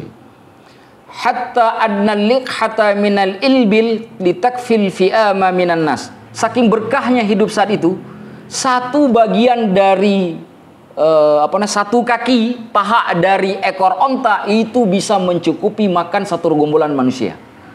Saat itu saking barokahnya. Kita sekarang kalau di Indonesia kalau makan ayam itu satu potong ya. Kalau ayamnya dipotongnya 8 ya berarti 8 orang satu ekor ayam. Kalau di Mesir orang makan satu ayam satu orang. Jadi 8 orang itu 8 ekor ayam. Jadi beda cara makannya orang Mesir sama orang Indonesia. Makanya badan kita kecil-kecil. Kita jangankan disuruh angkut rel kereta api gerbong yang jatuh dari rel atau keluar, suruh pindahin pakai ngangkat rame-rame, galon aku aja susah kita angkat. Karena kecil-kecil. Ya betul. Di Ramses itu kayak Gambir di kita di Mesir itu. Jadi itu ada gerbong kereta api yang keluar dari rel. Dan itu nggak pakai alat, dinaikin lagi. Orang turun semuanya ke gerbong itu, diangkat gerbong, dipindahin lagi, naikin itu. Itu nggak masuk akal itu. Apa yang menyebabkan mereka sangat kuat? Ya gimana nggak kuat? Ayam satu orang satu ekor. Jadi kalau kita pergi misalkan bertamu ke rumah orang Mesir, itu disiapkan ayam, itu biasanya dikasih piring besar sekali. Nah itu kalau udah ada piring di depan kita yang besar tuh yakinlah itu nanti ada ayam satu besar sekali itu ayamnya. Diam-diam aja tuh. Kalau nggak habis malu kita sama tuan rumah. Perut kita masih kecil, perutnya orang Asia kan. Nah, makanya kalau bertamu ke rumah orang Arab, biasakan dulu makan satu ayam. Jadi ketika datang tidak bikin malu. Masa udah dihidang satu ayam begitu makan satu paha. Malu kan kita. Nah saya dulu ketika awal-awal di Mesir, ketika misalkan belanja tuh di warung mau belanja ayam tuh ayam panggang, itu nggak dulu mesannya kan 1/4 gitu kan. Di sana nggak ada orang mesannya, saya paha saja nggak ada. Jadi beli ayam itu 1 potong, setengah ayam atau 1/4 ayam. Saya 1/8, nggak dijual itu 1/8. Karena dia kalau dijual ke kita 1/8, yang 7/8 lagi susah dia jual. Karena nggak ada orang beli 7/8. Jadi kalau nggak 1, setengah, 1/4. Yang 1/4 ini aja awal-awal saya makan. Habis makan 1/4 ayam itu, karena dia ada roti bantal, namanya ish. Dikasih lagi tahinah keju. Bayangkan, itu roti terbuat dari anggur. Keju kan juga mengenyangkan. Ditambah lagi dengan ayam. Itu bisa 2 hari kita nggak makan minum tuh. Kuat sekali badan kita.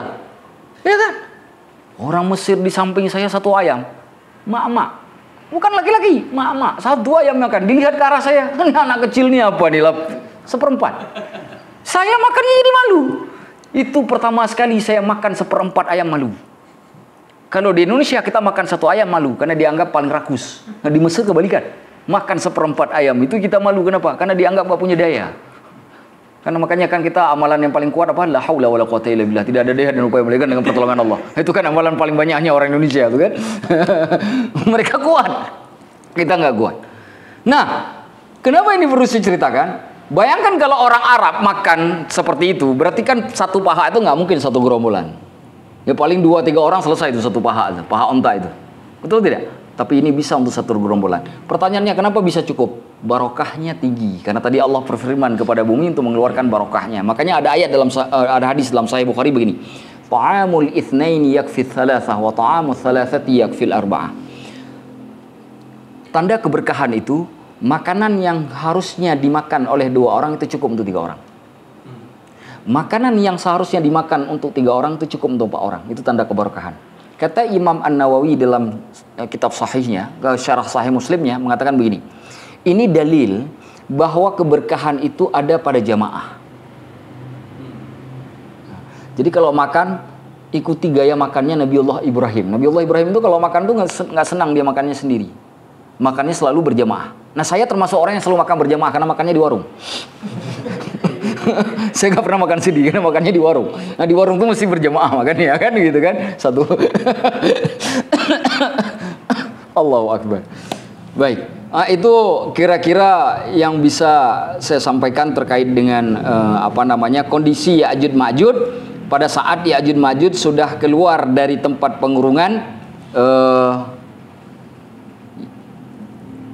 yang dibuat oleh Zulkarnain sampai kemudian celaka. Sejak saat itu bumi kemudian menjadi subur Nabi Isa alaihissalam menjadi pemimpin kaum muslimin, sehingga kehidupan kaum muslimin menjadi lebih nyaman.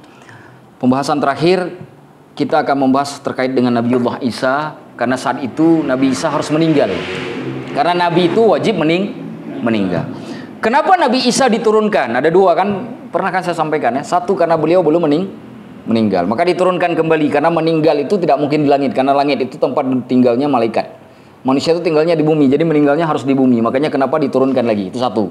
Yang kedua, Nabiullah Isa itu belum menikah. Sedangkan dalam surat Ar-Ra'd ayat 38, coba buka tuh surah Ar-Ra'd ayat 38. Itu disebutkan setiap nabi yang telah diutus sebelum Rasulullah itu dijadikan oleh Allah azwajan wa dzurriyyatan, punya pasangan, punya keturunan. Semua nabi. Nabi Isa kan diutusnya sebelum Nabi Muhammad. Tapi beliau diangkat itu belum menikah. Anaknya nggak ada.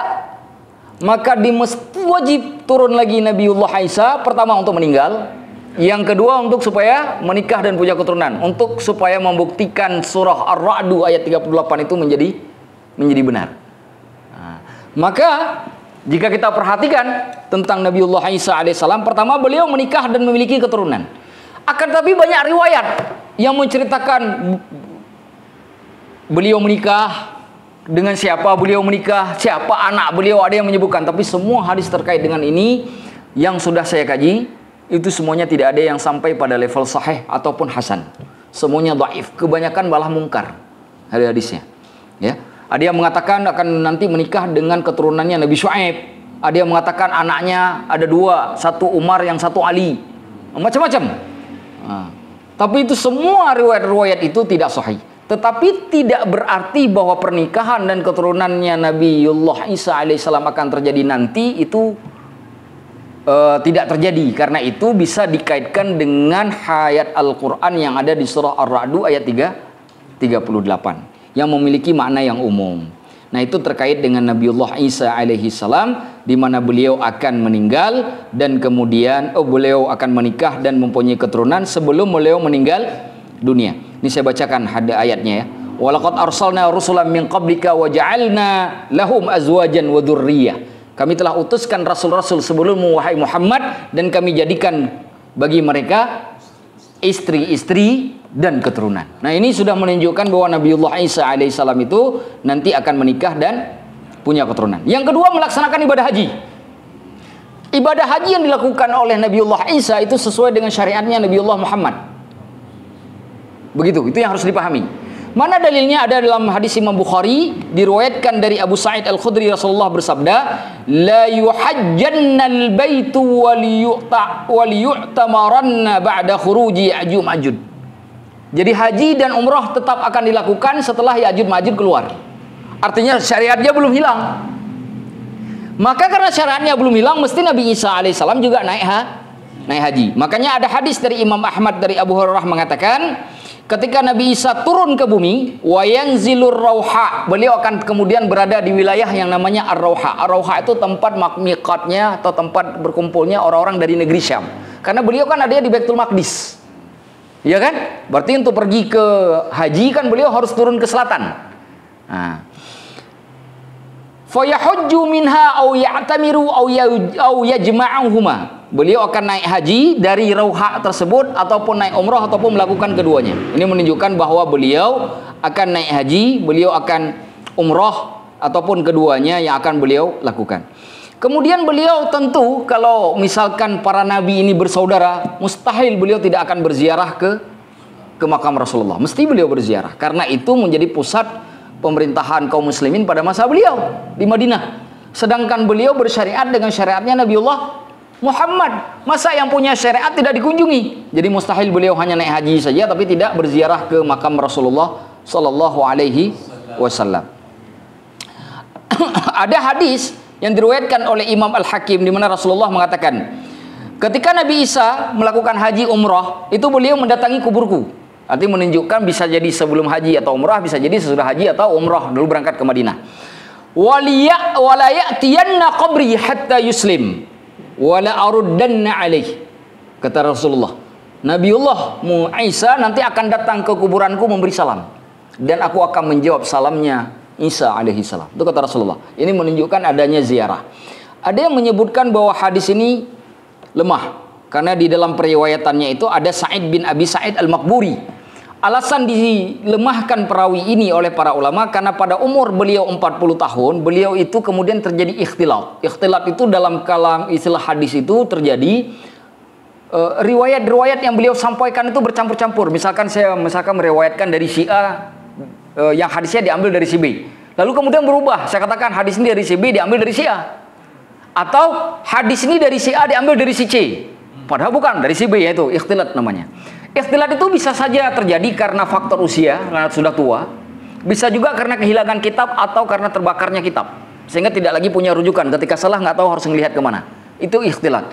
Tetapi terkait dengan ikhtilatnya perawi ini dijawab oleh Imam Ad-Dhahabi bahwa beliau mengatakan, aku tidak mengetahui bahwa beliau itu meriwayatkan satu hadis pun selama dalam masa ikhtilatnya. Jadi hadis-hadis yang beliau riwayatkan itu yang sudah disampaikan kepada kaum muslimin itu tidak lagi bertambah pada masa ikhtilat itu, yang menunjukkan kelemahan beliau pada hadis ini itu tidak terhubung dengan masa ikhtilat yang terjadi pada beliau, sehingga hadis yang tadi saya bacakan itu bisa diterima, yang menunjukkan bahwa Nabiullah Isa alaihi salam akan menziarahi kuburan Rasulullah sallallahu alaihi wasallam.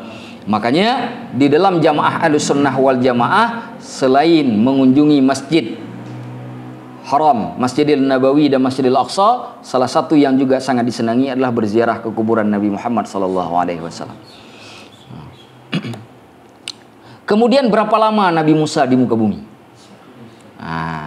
Nabi Isa. Kan ada yang mengatakan kan 7 tahun itu yang paling banyak pemahamannya di Indonesia kan. Nanti kalau Nabi Isa sudah di bumi 7 tahun. Ternyata ada 2 riwayat. Riwayat yang pertama mengatakan 40 tahun, riwayat yang kedua mengatakan 7 tahun. Dan itu pernah ada yang kemudian mengatakan di channel kita kan, sepertinya kami menyampaikan sesuatu yang salah. Karena kami menyampaikan 40 tahun, lalu ada yang membantah mengatakan seharusnya mengatakan bahwa Nabiullah Isa itu hidup 7 tahun. Tidak, kami menyampaikan 2 pendapat. Yang benar menurut kami ada 2 pendapat. Pendapat yang mengatakan Nabiullah Isa nanti tinggal 7 tahun di bumi. Ada juga pendapat yang mengatakan Nabiullah Isa itu 40 tahun. Nah, saya ingin menjelaskan makna ini supaya begini, kita lebih konsen dengan hadis itu dari perspektif apa yang disampaikan oleh para ulama hadis. Bahwa kemudian ada yang meyakini 7 tahun di kalangan ulama juga ada. Siapa di antara ulama yang meyakini 7 tahun itu? Ibnu Katsir. Siapa yang meyakini? Ibnu Katsir kan al-hafidh itu, ulama hadis. Tapi juga ada ulama hadis seperti Imam Baihaqi mengatakan bukan 7 tahun, 40 tahun. Jadi ada 2 ulama hadis itu berbeda pendapat. Bahkan pendapatnya Imam Ibnu Katsir yang mengatakan 7 tahun itu didukung oleh Ibnu Hajar Al-Haythami. Di dalam kitab beliau Al-Fatawa Al-Hadithiyah. Itu juga mengatakan 7 tahun. Yang pendapat 40 tahun yang punya Imam Baihaqi itu didukung oleh Al-Hafidh Jalaluddin As-Suyuti. Dan dinukilkan oleh Imam As-Safari ini dalam kitab beliau Lawami'ul Anwaril Bahiyah nama kitabnya. Jadi dua-duanya ada pendapat. Nah, ini kita mau baca hadis. Mari kita baca hadis yang 40 tahun. Saya baca hadisnya saja di bagian itu saja ya. Saya tidak baca semuanya supaya kita bisa mengerucut pembahasannya. Fayamkuthu arba'ina sanah. Maka Nabiullah Isa tinggal di bumi 40 tahun. Tsumma yutawaffa, kemudian beliau diwafatkan. Wa yusalli alaihil muslimun, kaum muslimin kemudian melakukan salat kepada beliau. Salat jenazah. Berapa tahun? 40 tahun. Baik. Kemudian ada hadis yang kedua yang mengatakan 7 tahun. Hadisnya begini. Yakhrujud dajjalu fi ummati fayamkuthu arba'in. Dajjal keluar pada umatku, dia kemudian tinggal di bumi 40 tahun. 40. Bukan 40 tahun ya, 40. La adri arba'ina yauman au arba'ina syahran au arba'ina aman. Aku tidak tahu, kata perawi hadis, apakah itu 40 hari, 40 bulan atau 40 tahun.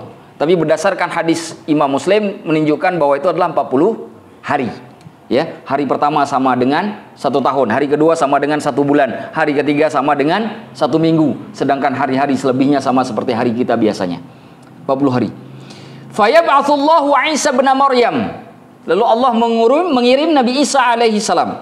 Ka'annahu Urwah bin Mas'ud. Beliau itu laksana seperti sahabat yang bernama Urwah bin Mas'ud. Miripnya seperti Urwah bin Mas'ud.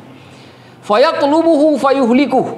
Nabi Musa mencari Dajjal lalu membinasakannya. Thumma, kemudian yamkuthun nasu sab'a sinina. Manusia tinggal selama 7 tahun. Laisa bainatsnaini adawatan, tidak ada satupun dari 2 orang yang ada di muka bumi itu yang ada permusuhan. Selama 7 tahun itu. Ini menunjukkan bahwa itu peristiwa terjadi setelah terbunuhnya Dajjal. Berarti berapa lama Nabi Isa di bumi? 7 tahun. Karena permusuhan itu kan tidak terjadi di masa Nabi Isa. Berarti itu 7 tahun. Sekarang ada hadis 40 tahun, ada hadis 7 tahun. Singkatnya begini. Kata Ibnu Katsir. Ini kata Ibnu Katsir dulu. Pendapat yang pertama. Hadis 40 tahun itu bisa digabung dengan hadis 7 tahun. Ini kata Ibnu Katsir ya, bukan kata saya. Bagaimana cara menggabungkannya? Cara menggabungnya, Nabi Isa hidup di muka bumi itu total keseluruhannya 40 tahun. Beliau diangkat oleh Allah Subhanahu wa taala di umur 33 tahun. Udah diangkat ke bumi itu. Dari bumi ke langit kan diangkat umur 33 tahun. Berarti sisa 7 tahun lagi. Nah 7 tahun lagi kata Ibnu Katsir akan terjadi pasca beliau diturunkan. Jadi totalnya 40 tahun. Itu menggabung 2 hadis tadi. Pendapat ini didukung oleh Ibnu Hajar Al-Haythami. Al-Haythami ya, pakai ta. Ya. Sudah, Ibnu Hajar Al-Haythami itu pengarang kitab Tuhfah. Kitab yang paling besar, salah satu kitab besar di dalam mazhab Syafi'i yang merupakan kitab penjelasan untuk kitab Minhajut Thalibinnya Imam Nawawi. Jadi orang kalau bisa menguasai kitab Tuhfah itu insya Allah jadi ahli fikih dalam mazhab Syafi'i. Nah, belajarlah biar jadi ulama fikih. Nggak bisa baca Ustaz, nah cari guru. Baik. Kedua, itu pendapatnya Said Hawa. Said Hawa itu punya kitab namanya Al-Asasu fi Sunnati wa Fiqhiha. Ya. Kitab itu dibagi pada 3 volume. Volume pertama, salah satu volumenya itu adalah volume tentang Al-Aqaid Al-Islamiyah, akidah tentang akidah Islam. Di situ beliau membahas semua permasalahan yang ada dalam akidah Islam. Apa-apa yang diyakini dalam Islam itu beliau bahas dalam kitab itu. Beliau menukilkan pendapatnya Ibnu Hajar Al-Asqalani dalam kitab Fathul Bari. Kata beliau begini, Ibnu Hajar itu pertama sekali ketika membahas masalah ini menukilkan hadis tentang 40 tahunnya Nabi Isa di muka bumi. Lalu menukilkan hadis 7 tahun. Tetapi beliau tidak sepakat dengan penggabungan hadis yang sama yang dilakukan oleh Ibnu Katsir. Kenapa? Kata Said Hawa, karena setelah beliau menukilkan hadis 7 tahun, beliau menukilkan lagi hadis yang 40 tahun yang menunjukkan beliau cenderung kepada pendapat 40 tahun. Itu kata Said Hawa, yang menunjukkan bahwa menurut pendapat beliau, Ibnu Hajar Al-Asqalani meskipun secara tidak langsung tidak mengatakan saya sepakat bahwa 40 tahun, tapi jika dilihat penelusuran dari penjelasan beliau lebih cenderung kepada pendapat 40 tahun daripada 77 tahun Nabi Isa ada di muka bumi. Ternyata yang menariknya saya temukan pendukung terkait penjelasan ini ada dalam kitab Lawami'ul Anwaril Bahiyah yang ditulis oleh Imam As-Safarini Al-Hambali pada abad ke-18 Masehi. Beliau ketika menulis kitab ini menjelaskan tentang kedudukan Imam As-Suyuti. Imam As-Suyuti mengatakan begini, aku sudah bertahun-tahun berfatwa bahwa Nabi Isa alaihi salam itu tinggal di bumi pada saat kali kedua beliau turun, itu adalah 7 tahun. Sampai aku mendapati pendapat terkait dengan hal ini dari Imam Al-Baihaqi yang mengatakan, yang menukilkan hadis Imam Ahmad yang menyebutkan bahwa Nabi Isa alaihissalam tinggal di bumi itu adalah 40 tahun. Lalu aku merubah fatwaku. Itu kata Imam As-Suyuti. Jadi Imam As-Suyuti sebelumnya 7 tahun, lalu merubah fatwanya mengatakan bukan 7 tahun, 40 tahun. Dan saya lebih cenderung kepada pendapat ini, yang mengatakan 40 tahun. Tapi saya tidak menghina, tidak menyalahkan pendapat yang 7 tahun. Tapi saya lebih menganggap bahwa pendapat ulama yang mengatakan 40 tahun lebih kuat. Mana dalilnya? Kan begitu pertanyaannya. Kita bahas dalilnya. Saya hanya fokus dengan dalil-dalilnya saja ya. Pada bagian-bagian tertentu saja dari dalil tersebut supaya kita bisa paham. Nah, ada hadis Imam Ahmad yang diriwayatkan dari Aisyah yang disebutkan begini, "Tsumma yamkuthu Isa alaihi salam." Nabi Isa alaihi salam kemudian tinggal fil ardi, di muka bumi, arba'ina sanatan, 40 tahun, imaman adalan, sebagai imam yang adil, wa hakaman muqsita, dan sebagai hakim yang adil pula. Nah pertanyaannya, kapan itu terjadi? Sebelum pas sesudah? Karena imaman adilan wa hakaman muqsita bukan dulu. Karena dulu Nabiullah Isa itu malah tidak diakui oleh banyak Bani Israel. Beliau dulu pendakwah, bukan imam, bukan hakim. Karena beliau kan tidak diterima kehakimannya, bahkan kaum Bani Israel saat itu malah menyerang beliau kan. Kapan ini terjadi? Pasca turun yang kedua. 40 tahun. Jelas riwayatnya, dan ini riwayatnya sahih. Kemudian riwayat yang 7 tahun bunyinya begini. Fayadharu fayatlubuhu fayuhlikuh. Nabi Isa itu muncul lalu mencari Dajjal dan membinasakan Dajjal, membunuhnya maksudnya. Tsumma yalbathun nasu ba'dahu. Kemudian manusia-manusia tinggal setelahnya ba'dahu sinina sab'an, selama 7 tahun. Nah, kalimat ba'dahu itu ba'da siapa itu? Sesudah siapa itu? Sesudah terbunuhnya Dajjal atau sesudah meninggalnya Nabi Isa? Maka jika dikaitkan dengan hadis Imam Ahmad dari Sayyidah Aisyah, supaya tidak ada ketabraknya mana, maka ba'dahu itu bukan ba'da qitalid Dajjal. Setelah itu bukan setelah kematian Dajjal, tapi ba'dahu ba'da wafati Isa. Tapi setelah Nabi Isa, arti setelah Nabi Isa setelah meninggalnya Nabi Isa alaihissalam. Ba'da Isa. Jadi manusia tinggal setelah Nabi Isa itu 7 tahun. Nah, 7 tahun ini apakah 7 tahun sampai hari kiamat atau 7 tahun dalam kondisi masih ada kaum muslimin? Atau mayoritas kaum muslimin hanya Allah yang tahu terkait pemaknaan itu, karena ulama tidak terlalu banyak. Inilah yang dijadikan rujukan oleh para ulama yang menguatkan pendapat bahwa Nabi Isa itu bukan 7 tahun di muka bumi setelah turunnya nanti, tapi 40 tahun. Bukan 7 tahun. Ini riwayat-riwayatnya.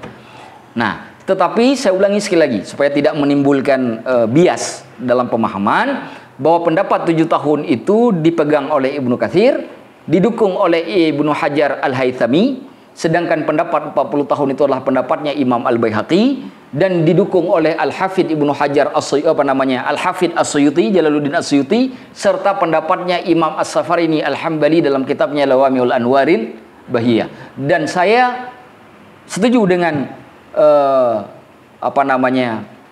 Said Hawa ketika menjelaskan bahwa Ibnu Hajar itu lebih condong kepada 40 daripada 7.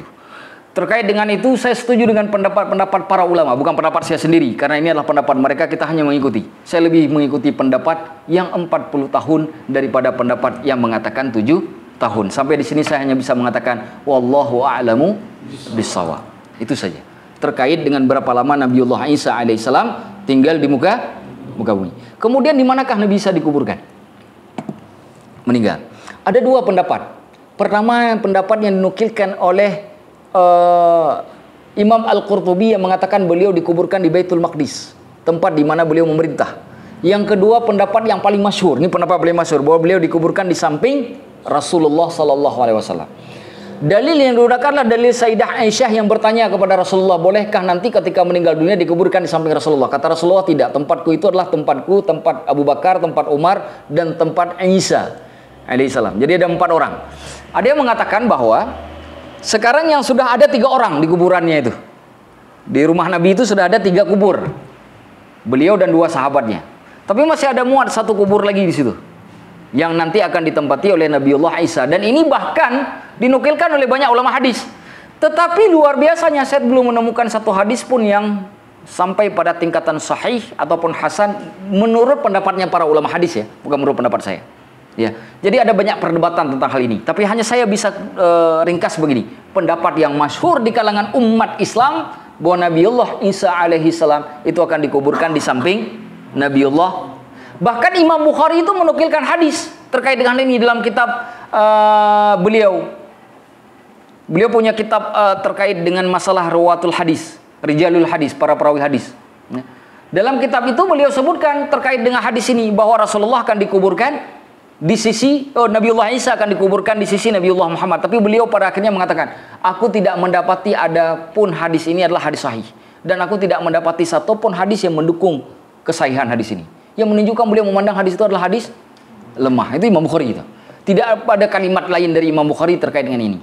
Tetapi saya menemukan perkataan Imam An-Nawawi dalam kitab Manhaj yang merupakan syarah dari Sahih Muslim, mengatakan masyhur di kalangan umat ini bahwa Nabi Isa alaihissalam nanti akan meninggal dunia dan dikuburkan di samping Rasulullah sallallahu. Jadi kalimatnya masyhur, tapi beliau tidak menyebutkan riwayat mana, yang menunjukkan pemahaman itu banyak dinukilkan, banyak memang hadisnya banyak sekali. Ini kalau saya baca nih, nanti kalau ini boleh lihat kitab itu yang ada di samping Ustadz, Ali. Nanti boleh dibaca tuh. Saya menukilkan banyak hadis tapi tidak akan saya baca semuanya karena hadisnya terlalu banyak dan juga perdebatan para ulama dalam hal ini juga terlalu panjang. Tapi saya ringkas saja seperti itu supaya pembahasan kita selesai, yang menunjukkan yang masyhur di kalangan umat itu bahwa Nabiullah Isa alaihissalam akan dikuburkan di sisi Nabi Muhammad. Tetapi apakah kemudian itu menjadi pemahaman yang benar? Kita katakan mungkin ya, mungkin tidak. Wallahu a'lam bishawab. Kita serahkan saja kepada Allah tanpa perlu kita berkomentar terlalu panjang. Nah, selesailah pembahasan tentang Ya'juj Ma'juj. Insyaallah pertemuan selanjutnya kita akan bahas tentang tafsir surah Al-Isra atau Bani Israel dari ayat ke-4 sampai ayat ke-7. Nanti kalau bisa bawa Al-Qur'an saja semuanya. Jadi kita tidak lihat slide lagi, tapi kita lihat Al-Quran saja. Kita fokus ke Al-Quran saja. Kita bawa Al-Quran, kita baca Al-Qurannya, nanti kita tafsirkan, kita baca ayatnya. Wallahu a'lamu bishawab. Walhamdulillahi rabbil alamin. Saya kira begitu saja. Mungkin kalau ada pertanyaan, mungkin kalau nggak ada nanti kita bahas saja nanti sambil menikmati hidangan tengah malam. Ini bukan hidangan malam, hidangan tengah malam. Baik, mungkin siapa tadi baca doa? Silakan.